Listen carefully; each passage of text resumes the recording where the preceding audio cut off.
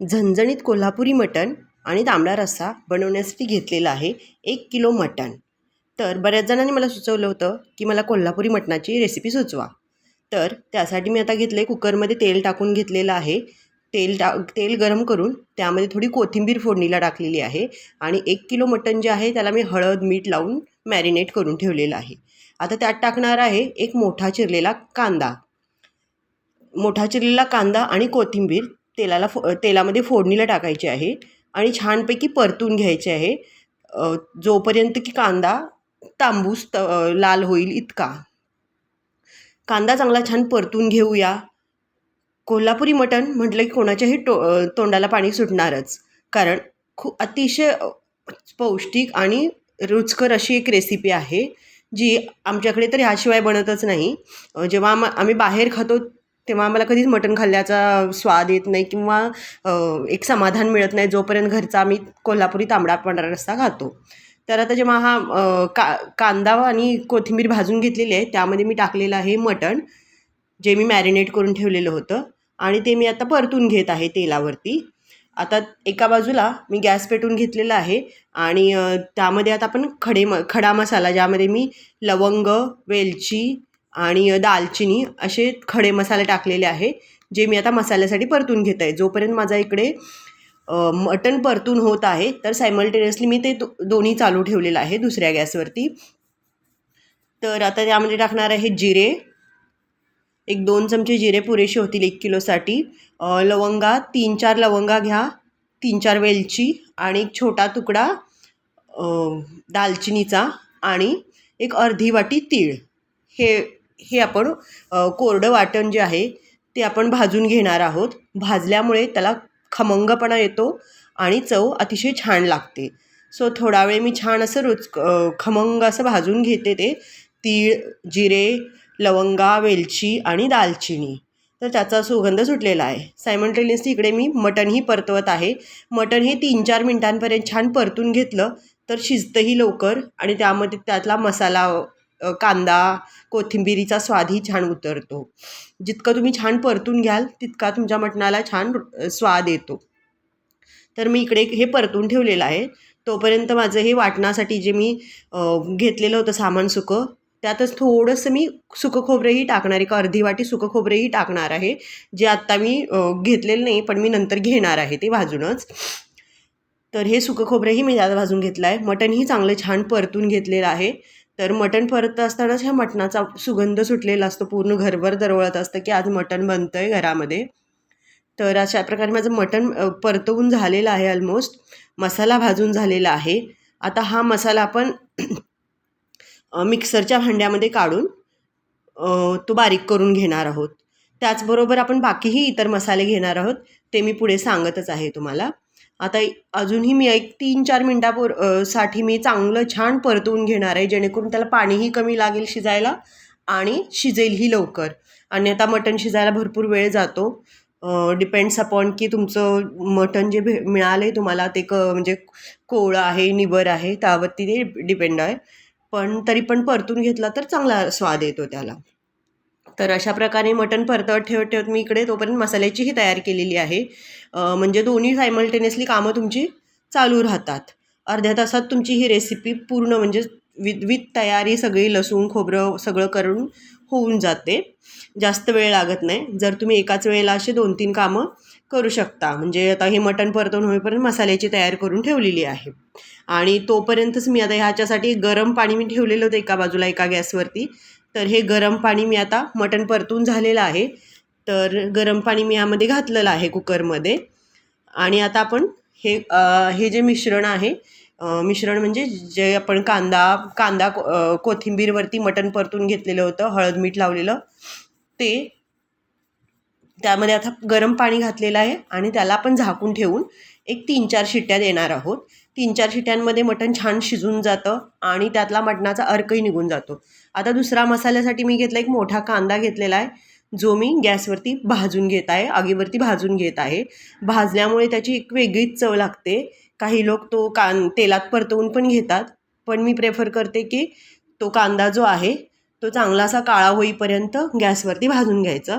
आता मी तो भाजून झालेला आहे कांदा, तर तो मी आता थंड करायला ठेवत आहे.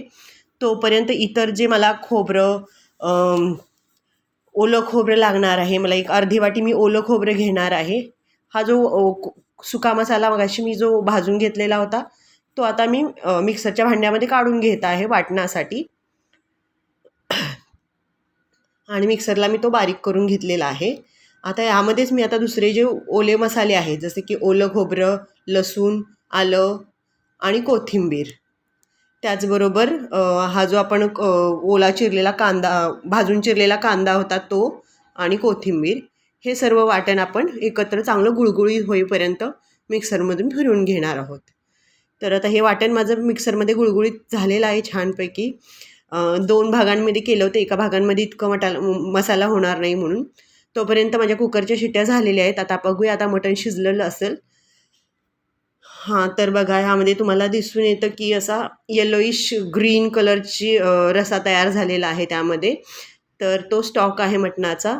आता आपण ह्यातून सुके पीस जे आहे, जे शिजलेले आहेत, ते आपण दुसऱ्या भांड्यामध्ये काढून घेणार आहोत. आणि जो स्टॉक उतरलेला आहे किंवा जे पाणी मटण शिजल्यानंतर बाकी आहे, तर ते आपण रश्श्यासाठी वापरणार आहात. तुमच्यापैकी कोणी कोल्हापुरी मटण खाल्लेलं आहे का? तुम्हाला त्याची चव कशी वाटते? नक्की रेसिपीमध्ये कमेंटमध्ये कळवून सांगा. तर आता रसाचा स्टॉक तयार झालेला, तर आपण आता सुकं मटण पहिलं करायला घेऊया. तर सुकं मटणासाठी मी आता इथं कढई ठेवलेली आहे. आता कढईमध्ये आपण तेल घालून ते गरम करायला ठेवणार आहोत. यातले पूर्ण सगळे मटणाचे पीस मी तोपर्यंत भांडं गरम होईपर्यंत मटणाचे पीस काढून घेते त्यातून. म्हणजे दोन्ही आपण वेळेचाही उपयोग करू शकतो आणि दुसरं म्हणजे गॅसही बचत होऊ शकते आपली. हे बघा, इतके मटणाचे पीस आपल्याला निघालेले आहेत त्यातून. काही पीस आपण रश्श्यासाठीही ठेवायचे आहेत. पूर्ण सर्वच पीस काढून घ्यायचे नाही आहेत. थोडे पीस रश्श्यामध्येही ठेवूया. आता हे भांडं पूर्णपणे कोरडं झालेलं आहे. तर यामध्ये मी आता टाकणार आहे तेल. तेल तुम्ही तुमच्या आवडीनुसार टाकू शकता. मसाला भाजण्या इतकं तेल तुम्ही टाकू शकता. थोडंसं जास्तच तेल लागतं, म्हणजे कोल्हापुरी जर बनवायचं असेल तर तुम्हाला झणझणीत असतं, सो थोडंसं तेल जास्त ह्यामध्ये घालावं लागतं. तर आता हे तेल तापून घेऊया आणि मग त्यामध्ये आपण जे आपण वाटण केलेलं आहे ते आपण त्यामध्ये भाजून घेणार आहोत, म्हणजे परतवून घेणार आहोत. तर त्याआधी आपण जेव्हा आपण फोडणी टाकते, तर त्यामध्ये मी थोडासा एक लसूण पाकळी चुरडून आणि दुसरं म्हणजे कोथिंबीरचे जे देठ राहिलेले आहेत, मसाल्यासाठी वापरलेले नाही आहेत, तर ते मी टाकून घेणार आहेत. आधी मी पाहिलं तेल गरम झालेलं आहे का, तर तेल गरम झालेलं आहे. आता यामध्ये आपण टाकणार आहोत ओली कोथिंबीर, जी मी देठाचा भाग जो मी मसाल्यामध्ये नाही वापरलेला, पाल्याचा भाग वापरलेला आहे. तर जो उरलेला भाग आहे तो जर आपण फोडणीमध्ये टाकला तर अतिशय रुचकर अशी कुठलीही डिश बनते. तर मी नेहमीच पोह्यांमध्ये किंवा इतर कोणत्याही भाज्या असतील तर देठांची जी कोथिंबीर राहते ती मी त्यामध्ये टाकत असते. तर आता यामध्ये आपण ही देठाची कोथिंबीर, थोडेशा लसूण पाकळ्या 2 चुरडून टाकलेल्या आहेत आणि दुसरं म्हणजे आता देठाची कोथिंबीर जी मी चिरून घेतलेली आहे ती चांगली परतून घेऊया तेलात. तेल छान तापलेलं आहे. आता ही कोथिंबीर आणि लसूण पाकळ्या भाजून झाल्यानंतर आता मी टाकणार आहे जे वाटण केलेलं होतं ते वाटण मी त्यामध्ये टाकणार आहे. म्हणजे वाटणाचे मी 2 भाग केलेले आहे. एक भाग मी रश्श्यासाठी आणि एक भाग मी सुक्यासाठी ठेवलेला आहे. तर आता अशा प्रकारे आपण हे वाटण छान परतवून घेऊया तेलात, खमंग तेल सुटेपर्यंत त्याला.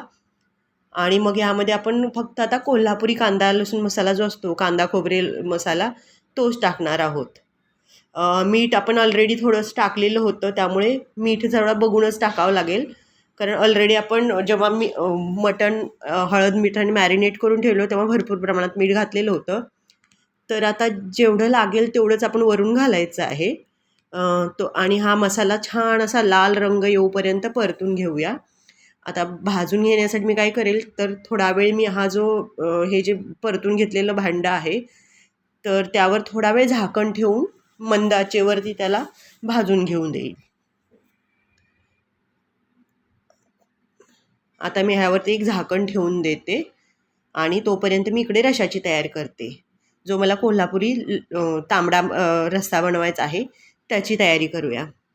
तर त्यासाठी आता मी इकडच्या दुसऱ्या शेगडीवरती दुसरं भांडं ठेवलेलं आहे, ज्याच्यामध्ये आपण तांबडा रस्सा बनवणार आहोत.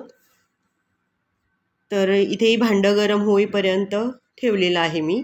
आणि आता तोपर्यंत भांडं गरम होईपर्यंत परत एकदा मी उघडून बघितला तर हा मसाला भाजत आलेला आहे. पुन्हा एकदा मी थोडा वेळ झाकून देते, जेणेकरून छान मसाला शिजेल आणि त्याचा अर्क उतरेल पूर्ण. आता इकडे आपण रश्श्यासाठी ठेवलेलं भांडं आहे, गरम झालेलं आहे भांडं. यामध्ये आपण घालणार आहोत तेल घालणार आहोत. यालाही थोडंसं तेल वाढीवच लागतं. भांडं कोरडं झालेलं आहे, आपण त्यामध्ये घालत आहोत तेल. तेल चांगलं छान तापू द्यावं. कच्च्या तेलाची फोडणीमध्ये कोणताही पदार्थ रुचकर बनत नाही. थोडा वेळ तेल तापू देत. त्यामध्ये आपण आता टाकणार आहोत मसाले. तर आता याच्याही फोडणीला मी थोडीशी जी देठाची कोथिंबीर आहे ती टाकणार आहे. आणि हे तेल तापेपर्यंत मी मध्ये मध्ये हा मसाला परतवू शकते, म्हणजे सॉट करते, म्हणजे हा मसालाही चांगला भाजला जाईल, खाली चिकटणार नाही बुडाला आणि त्याचाही छान अर्क उतरेल. तर हा मसाला भाजतच आहे इकडे आणि मसाला भाजून आलेला आहे. आता यामध्ये आपण जे सुके पीस काढलेले होते, मटणाचे पीस काढले होते, ते आपण यामध्ये टाकणार आहोत आणि ते मसाल्यामध्ये छान परतवून घेणार आहोत पीस. बघू शकता तुम्ही छान लाल रंग आलेला आहे वाटणाला आणि मटणालाही. अजून हे थोडा वेळ आपण मसाल्यामध्ये थोडे वेळ शिजू द्यायचे आहे, म्हणजे मसाल्याचा अर्कही यामध्ये उतरेल.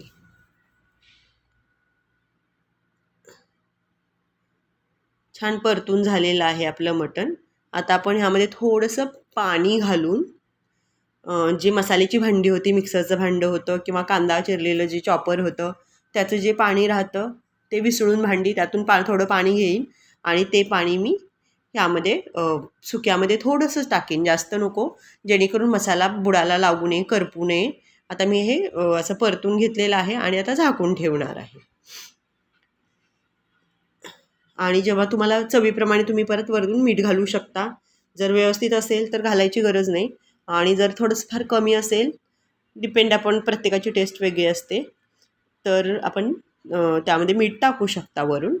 आता मी हे जे परतवलेलं आहे सुकं मटण मसाल्यावरती, ते आता मी त्याच्यावरती एक झाकण लावून ठेवणार आहे.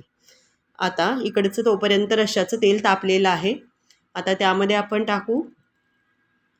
रश्श्यामध्ये टाकणार आहोत बारीक चिरलेली जी कोथिंबीर होती. तेलामध्ये तेल तापल्यानंतर त्यामध्ये आपण बारीक चिरलेली कोथिंबीर परतवून घेणार आहोत.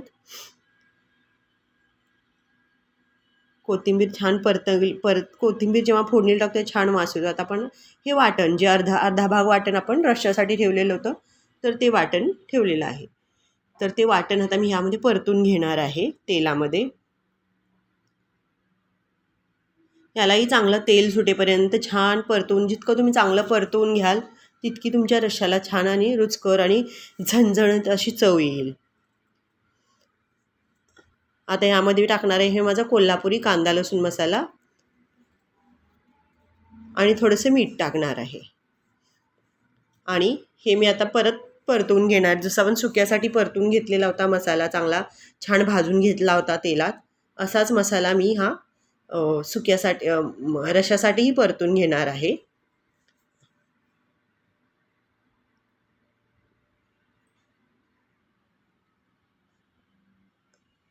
तर बघू शकता हा मसाला छान परतलेला आहे, लालसर रंग आलेला आहे. रंग बघू शकता, तुम्हाला दिसत असेल तर तर छान रंग आलेला आहे त्यामध्ये आणि झणझणीतपणा जो वासातच कळतो आहे की हा किती रुचकर, झणझणीत आणि खमंग असं झालेला आहे हा रस्सा.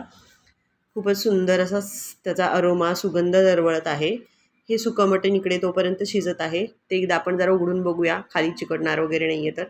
थोडंसं अजून एकदा मिक्स करून घेऊया, म्हणजे मसाला सर्वत्र लागेल आणि त्यामध्ये मसाल्याचं चव छान उतरेल.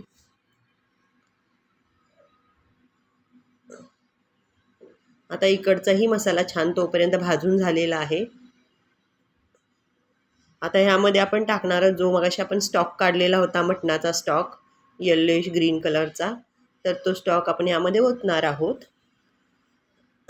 ही झाली तो कोल्हापुरी झणझणीत रस्सा बनवण्याची, तांबडा रस्सा बनवण्याची शेवटची स्टेप होती ही. आता यामध्ये मी काही थोडे पीसही ठेवलेले होते, ते पीसही मी टाकत आहे. फक्तच रस्सा नको ठेवायला, थोडे 4 पीस त्यामध्ये मोठे मोठे जे पीस असतील ते शेवटी प्रेफर करा की जे हाडाचे पीस असतील ते राहतील रश्श्यासाठी, कारण चव तर मांसापेक्षा हाडालाही छान असते. सो आता आपण फुल गॅस करून थोडा वेळ त्याला गरम करायला ठेवूया. एक उकळी आली की आपण गॅस बारीक करून रस्सा ठेवणार आहोत. त्यावरती आता रश्श्यावरती आपण झाकण नाही ठेवायचं आहे, कारण झाकण ठेवलं तर तुमचं जो कट जो येतो, कोल्हापुरी झणझणीत रस्सा हा कटासाठी फेमस आहे, तर कट जो येतो तो इतका कमी होऊन जाईल. सो झाकायचं नाही आहे. जेव्हा ते उकळी येईल तेव्हा हे करून ठेवायचं. तोपर्यंतच मी सायमल्टेनियसली इकडे एक भाकरी पण बनवून ठेवलेली आहे. तर मी आता भाकरी भाजून घेते. भाकरीसोबत हा कोल्हापुरी झणझणीत रस्सा आणि हे सुकं मटण अतिशय छान लागते. कोणाकोणाला कोणी हा कोल्हापुरी झणझणीत तांबडा रस्सा आणि सुकं मटण टेस्ट केलेला आहे. नक्की कमेंट करून सांगा. आणि तुम्हाला ही रेसिपी कशी वाटली नक्की सांगा. चॅनेलला लाईक करा, सबस्क्राईब करा, कमेंट करा. खूप खूप धन्यवाद. व्हिडिओ शेवटपर्यंत बघा आणि व्हिडिओ बघण्यासाठी तुमचे खूप खूप आभार.